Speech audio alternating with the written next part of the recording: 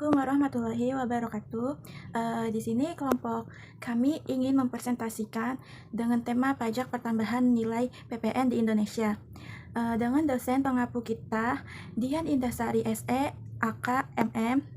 Dan di sini kelompok kami juga akan membahas tentang SPT dan sebagian pengertian dari PPN. PPN adalah pajak yang tidak langsung atas konsumsi barang dan jasa di dalam negeri yang dipungut oleh pengusaha dibayar oleh konsumen akhir.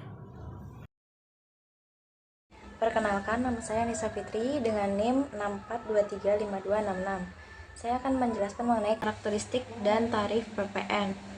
Karakteristik PPN yaitu yang pertama, pajaknya tidak langsung. Nah, PPN dibayarkan oleh konsumen akhir, namun dipungut oleh pengusaha saat transaksi barang atau jasa kena pajak. Yang kedua, pajaknya objektif.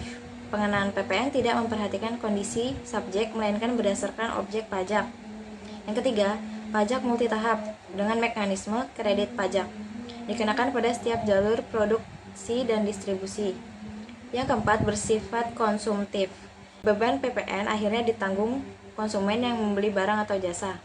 Yang kelima, dikenakan atas barang dan jasa tertentu.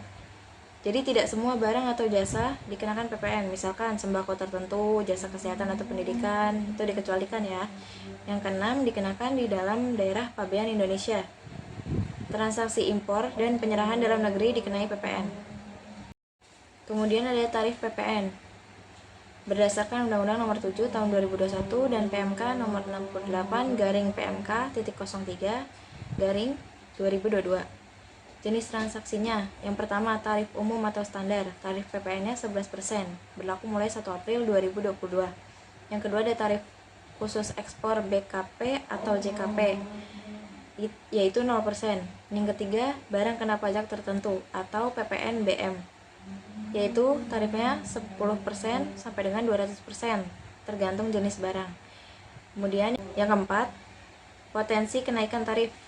Maksimum tarifnya itu 15%, diatur dalam Undang-Undang PPN baru. Kemudian ada siapa dan apa yang dikenai PPN. Yang pertama, pengusaha kena pajak atau PKP. Yang kedua, ada barang kena pajak atau BKP. Yang ketiga, ada jasa kena pajak atau JKP. Yang keempat, ada impor BKP atau JKP. Yang kelima, ada ekspor BKP atau JKP. Dan yang keenam, ada kegiatan membangun sendiri. Saya Citra Ramadhanti. Pada bagian ini saya akan membahas tentang saat dan tempat, terutamanya pajak pertambahan nilai atau PPN. Secara sederhana, PPN terutang saat terjadi 3 hal utama. Yang pertama, penyerahan barang kena pajak dan jasa kena pajak oleh pengusaha kena pajak. Yang kedua, ketika pembayaran diterima, baik sebagian maupun seluruhnya. Dan ketiga, saat terjadi impor dan ekspor barang. Lalu, bagaimana dengan tempat terutangnya? Tempat terutangnya PPN ditentukan berdasarkan lokasi kegiatan usaha, yaitu pertama, tempat usaha pengusaha kena pajak. Kedua, pelabuhan pemasukan dalam hal impor barang. Ketiga, serta lokasi bangunan apabila kegiatan membangun sendiri dilakukan. Pemahaman yang tepat mengenai saat dan tempat terutangnya pajak PPN sangat penting karena berkaitan langsung dengan pelaporan dan pembayaran kewajiban pajak.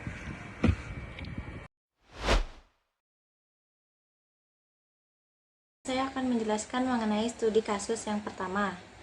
Jadi, pada bagian pertama itu, penyerahan barang dan jasa. Bagian itu kita isi data penjualan yang dikenakan PPN-nya. Dalam kasus PT Maju Jaya, penjualan sebesar 100 juta, sehingga PPN keluarannya sebesar 11 juta. Nah, jumlah itu masuk ke bagian 1, yang huruf A, bagian DPP dan PPN. Kemudian, bagian kedua itu, perhitungan PPN kurang atau lebih bayar. Nah, yang bagian 2 ini, kita bahas apakah ada pajak yang harus disetor atau justru lebih bayar. PPN masukan dari pembelian bahan baku dan ATK adalah 4.950.000. Nah, kita tulis dulu PPN keluarannya itu kan 11 juta. Terus PPN masukannya kan 4.950.000. Nah, 11 juta dikurang 4.950.000, hasilnya kan 6.050.000. Nah, ini kan udah ada hasilnya. Hasilnya kan 6.050.000, harus disetor ke kas negara dan disatukan di bagian 2 huruf B yang PPN dalam pajak ya. Kemudian kita bahas bagian 3-nya. Bagian 3 ini kita kosongkan karena tidak relevan. Bagian 4 juga tidak usah diisi karena tidak ada pengembalian PPN masukan dari PKP yang gagal diproduksi. Bagian 5, ada pajak atas barang mewah pada PT Maju Jaya tidak menjual barang mewah, jadi bagian ini juga dikosongkan.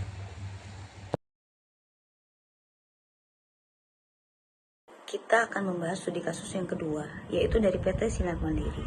Dalam periode tertentu, PT Sinar Mandiri melakukan beberapa penjualan barang elektronik seperti TV LED, kulkas, dan mesin cuci.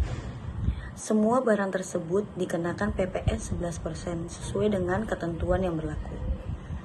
Di sini kita bisa lihat, penjualan TV 20 unit dikalikan dengan 5 juta sama dengan 100 juta, maka PPN-nya 11% dikalikan 100 juta sama dengan 11 juta. Sedangkan untuk kulkas 10 unit dikalikan dengan 3 juta sama dengan 30 juta. Untuk kulkas sendiri sudah termasuk PPN. Jadi kita harus cari terlebih dahulu DPP-nya atau dasar pengenaan pajaknya. Dasar pengenaan pajaknya 30 juta dibagi 1,11 sama dengan 27.027.027 rupiah. Sedangkan untuk PPN-nya 30 juta dikurangi DPP-nya yaitu 27.027.027 rupiah sama dengan 2.972.973 rupiah. Untuk mesin cuci 5 unit dikalikan 4.500.000 sama dengan 22.500.000 rupiah.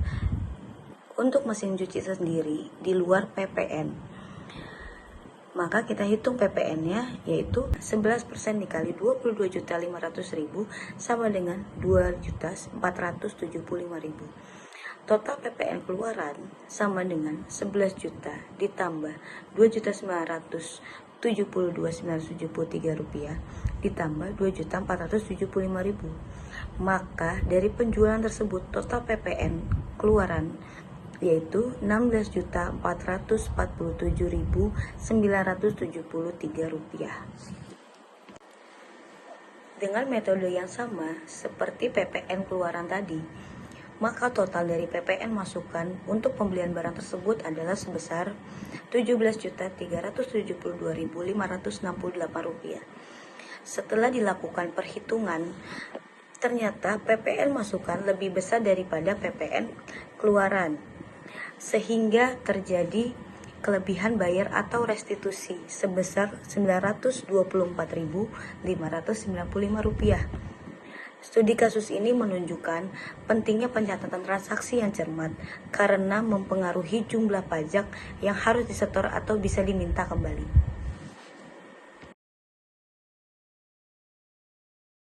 Saya akan membahas contoh studi kasus yang ketiga, yaitu barang mewah. Saya mengambil contohnya itu mobil mewah.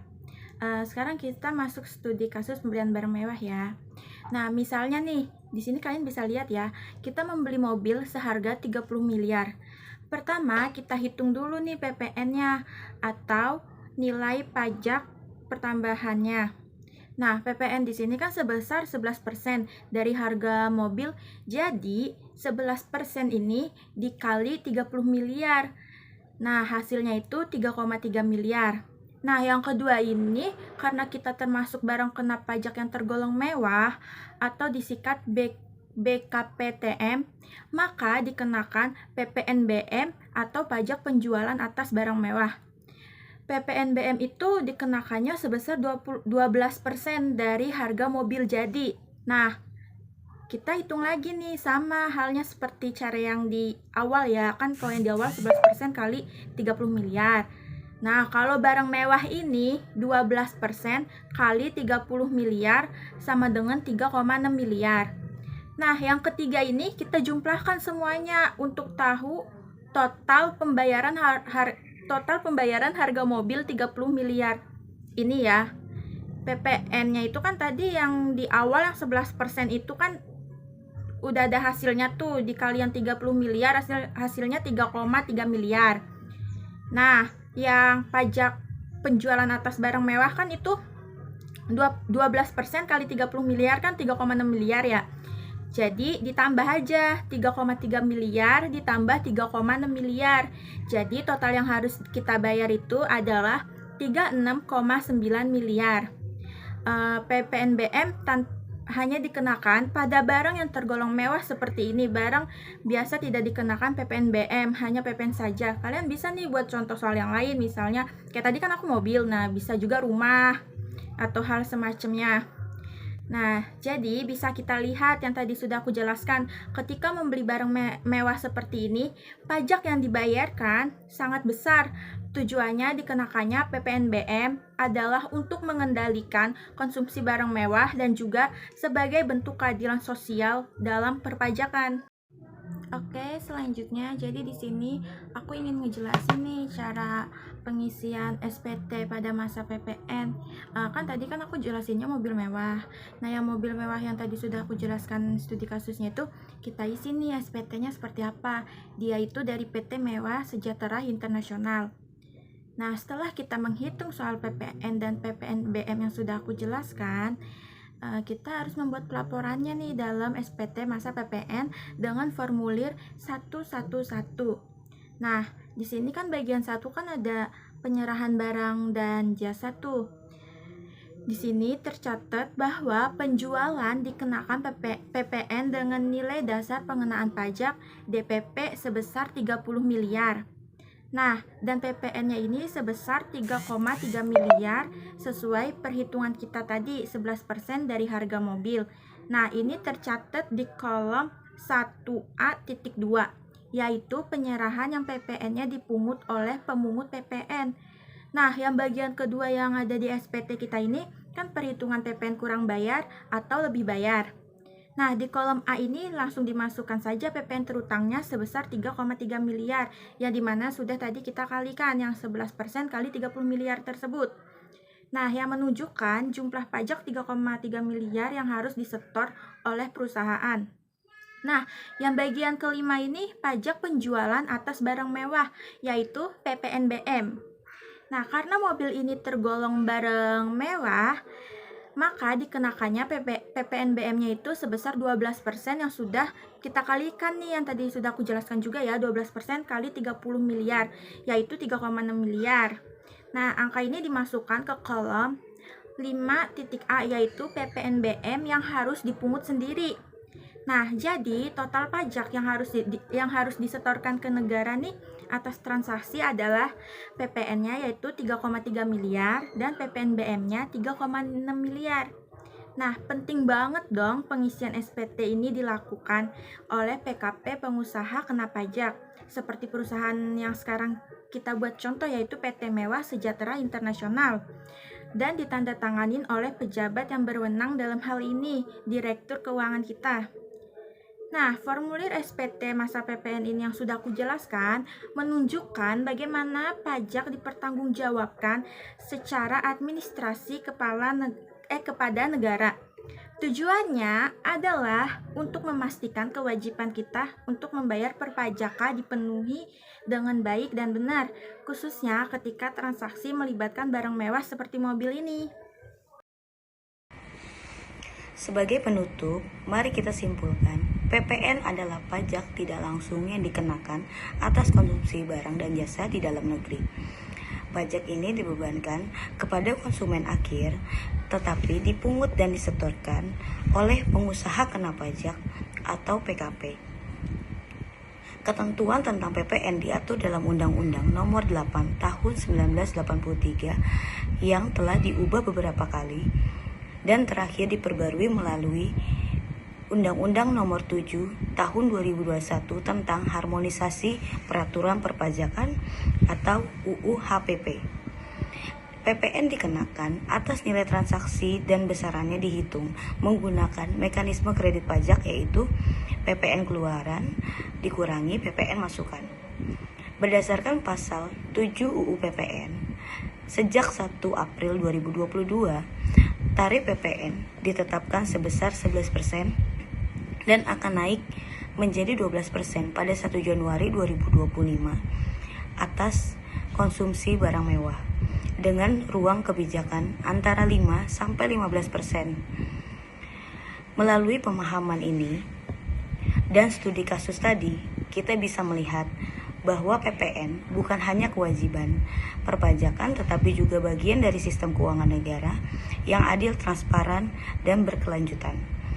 Sebagai mahasiswa, penting bagi kita untuk memahami dasar-dasar ini agar siap menjadi bagian dari masyarakat yang sadar pajak dan berkontribusi aktif dalam pembangunan nasional. Terima kasih.